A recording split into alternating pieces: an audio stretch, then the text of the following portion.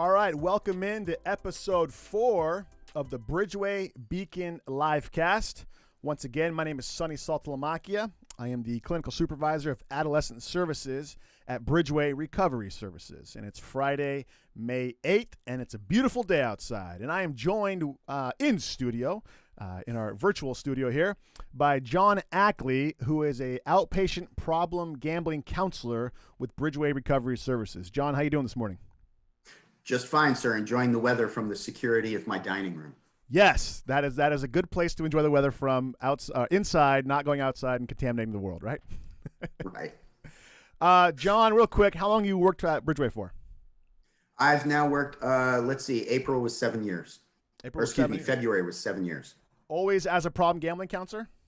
No, I started out doing addictions with the corrections, chemical addictions with the corrections department, and started that for the first 2 or 3 years. And then when the possibility came available, I just went over to that and got the training for it, et cetera.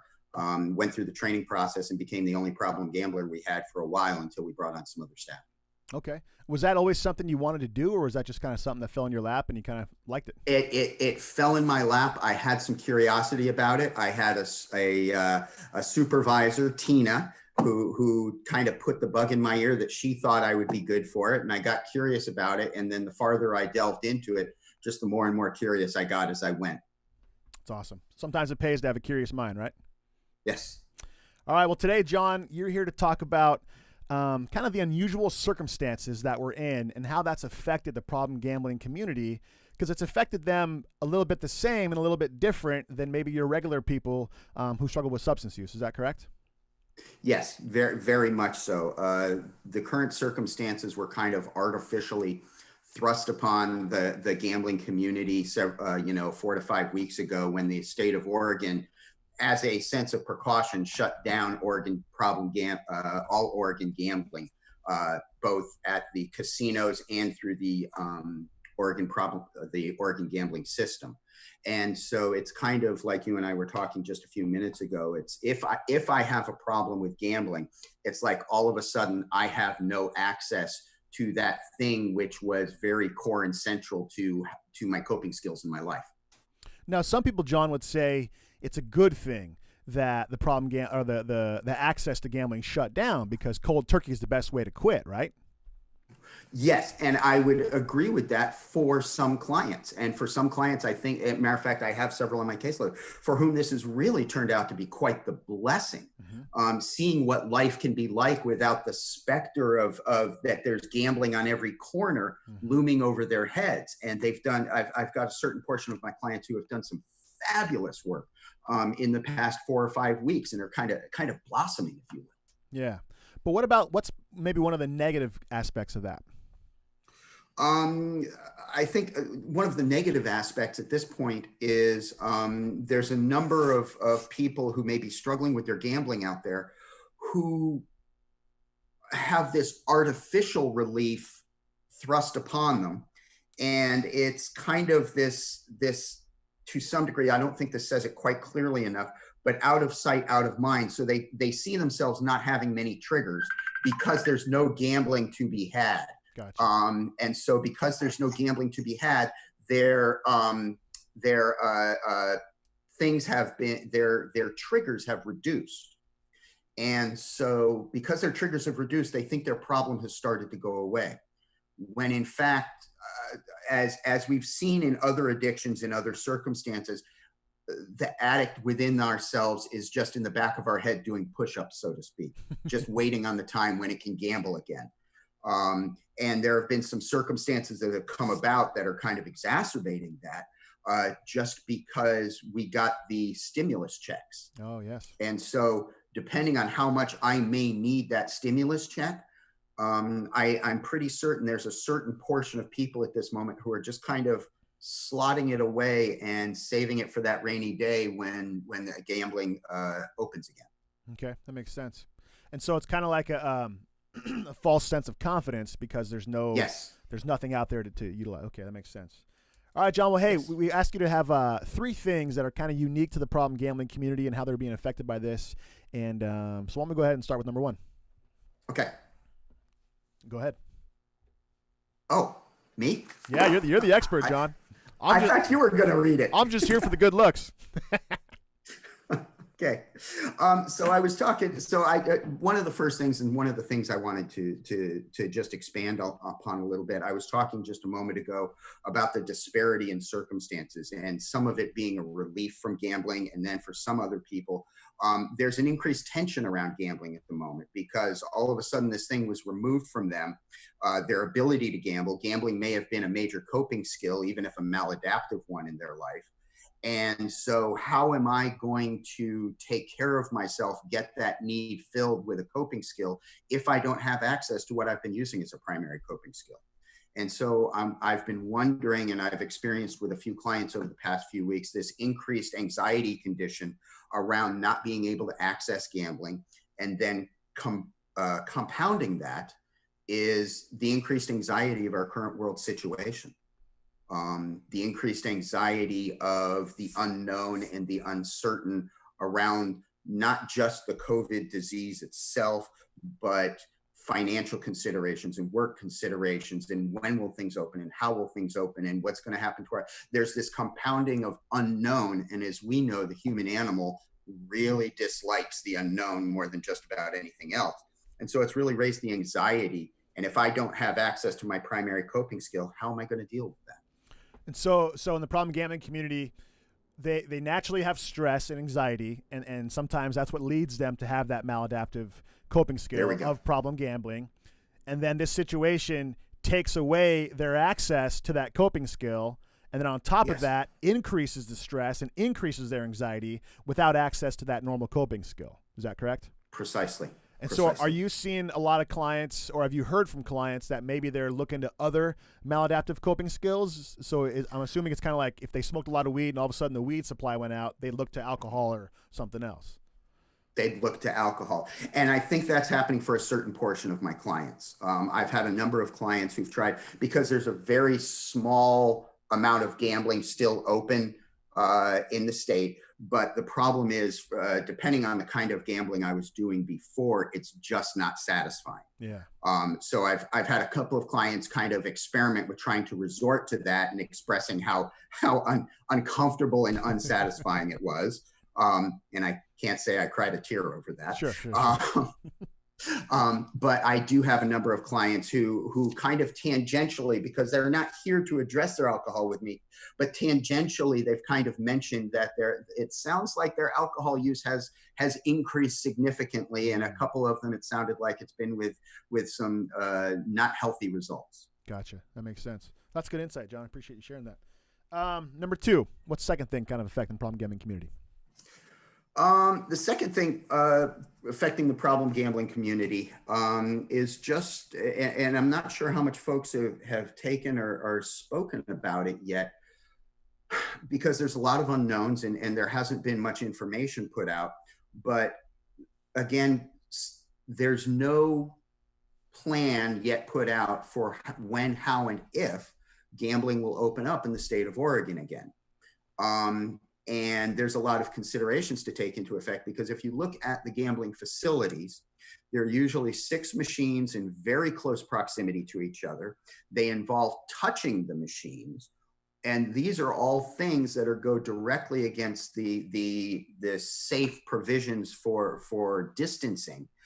It's kind of hard to distance when you're crammed shoulder to shoulder with people and you're touching the screen of the person right before you. Mm-hmm. Touching the buttons, et cetera, so forth. And even people, I've been hearing that some people out there are washing their money kind of thing in effort to reduce transmission. And so isn't that illegal? Isn't that illegal, John, to wash money? Only if there's bleach involved. Yeah. No. So there's just, I think just from the straight health concerns, I'm not sure, I haven't heard how the state may be considering this, but if I have a gambling problem and that's something that I'm missing terribly, terribly in my life, what risks am I willing to undertake to my health just to engage in gambling? once, once gambling opens back up, and how many provisions will the state have put in place in order to help protect potential clients from the transmission of disease. Is gambling a disorder, gambling disorder, for lack of a better term, is that something that, as the mind has less time to do it, and as we all know the mind's malleable and stuff like that, and can kind of repair itself, over time, does it ever come to the place where that kind of problem behavior it's not as demanding on the mind, so to say, or is it always kind of there? Is it different than substance use? In that regard, I would say, how about yes and no? And I'll clarify. To a large degree, it's just like any other addiction, in that I would say it depends on how good a recovery I work. Okay. I have a number of clients who have successfully gone through their recoveries to the extent where they can go into a place, a bar that has gambling or something like that, and not be triggered by the machines over in the corner. But they had to do a lot of work on their recovery in order to get to that point, time, effort, etc., in order to get to that point. And so it is possible to minimize it, to be comfortable, to get to that place where it doesn't have the energy within us that it once had. But what I would stipulate, there's also some differences where gambling is completely unique, different from other addictions, because it's a process addiction. It happens gambling only happens in the mind. There's no substance. I'm not putting something. There's no physical addiction to it. Well, there is, because there is a physical component, because I'm still getting the neurotransmitter hits in my brain. Okay. And I'm developing a tolerance for the neurotransmitters. It's endogenously produced. Okay. And so I'm doing that all within my head off the power of my fantasies of the win. And the complicating factor is those fantasies of the win start to infect all other aspects of my life. So it can really be a deep dive to do that hardcore recovery, to examine all the places where that kind of thinking has kind of molded itself into my life. Are you saying fantasies of the win? Is that what you're saying? Yes. I've always been curious about this, kind of just a side question. Gambling to me seems like, because like when someone's an alcoholic, I don't think deep down they know that one more drink will solve all their problems. But it seems like in gambling, one more pull of the lever can solve all their problems. Is that fantasy of the win? Oh, Sonny, you just hit on a core aspect of gambling right there in that sentence, because that's true. And that is one thing that makes gambling completely unique compared to any other. If opiates are my thing, I know I can do too many opiates and hurt or harm myself permanently. If I'm an alcoholic, I know too much alcohol can harm me physically, etc. So there's a window of tolerance at any given time. Okay. But you're entirely correct with gambling. And this is part of the problem that makes it so insidious, is the fact that no matter how much pain and damage I have done to myself with my gambling, I may have lost my house, I may have lost my family, I may have lost all these things that matter to me. Nonetheless, the fantasy still, no matter how small, how minute that chance is, there's still that tiniest ghost of a chance that one more pull could save me. And that is a powerful stimulant to keep one engaged in the gambling.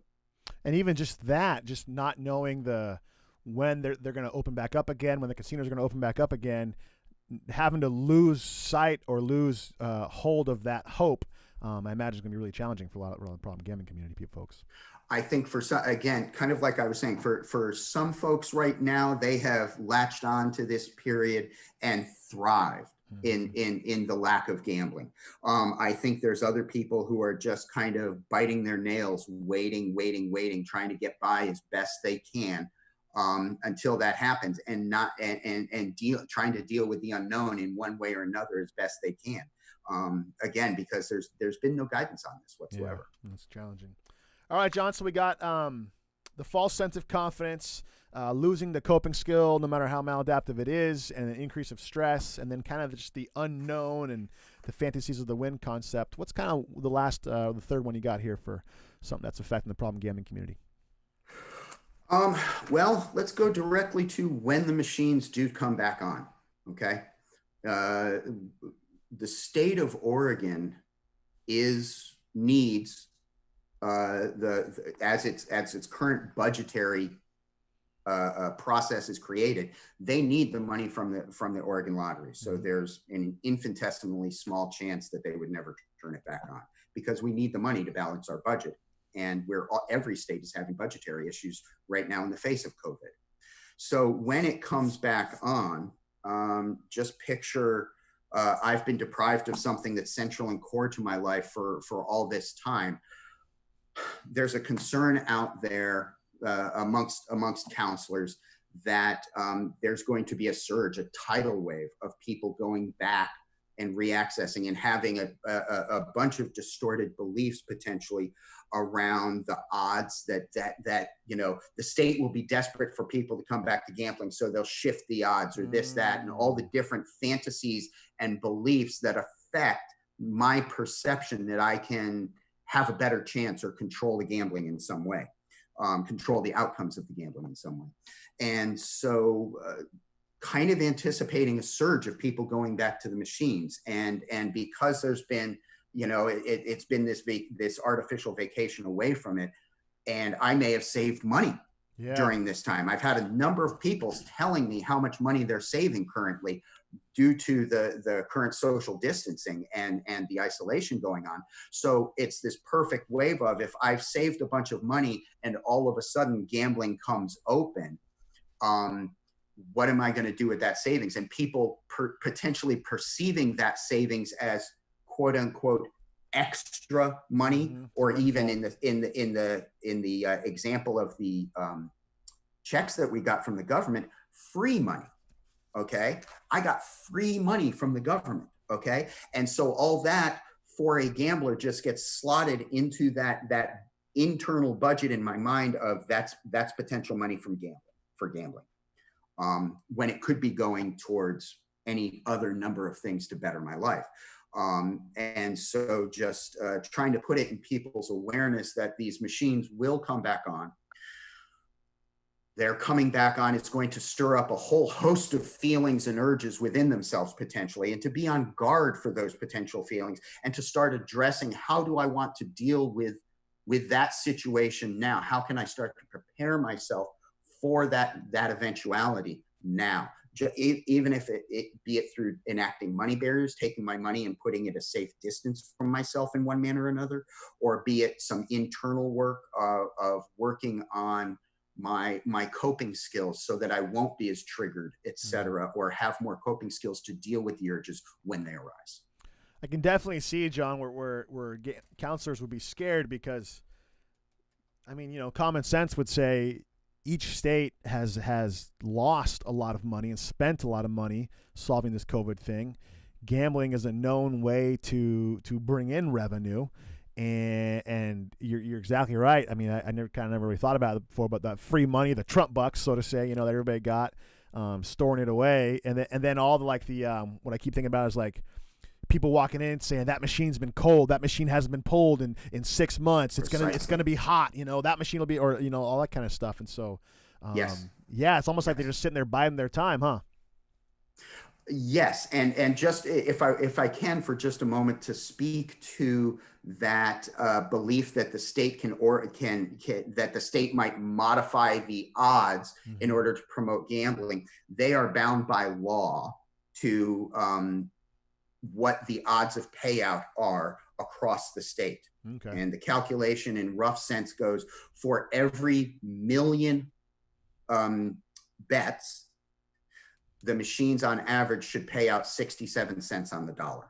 So it's a 33% tax, if you will. Okay. And so that is something that's by law. And so the state will not be able to alter the odds of the machines. No matter what my belief system might be telling me about that, they will be unable to do that. Do you think there could be an increase in access to machines because they can't alter the payout, but can they make more machines and just increase access as a way to get more money?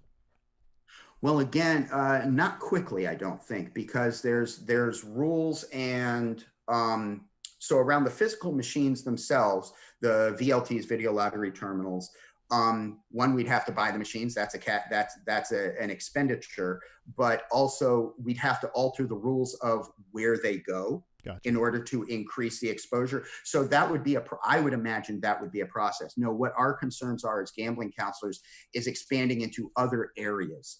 Just recently, in the past 6 months or so, they opened up sports gambling on cell phones.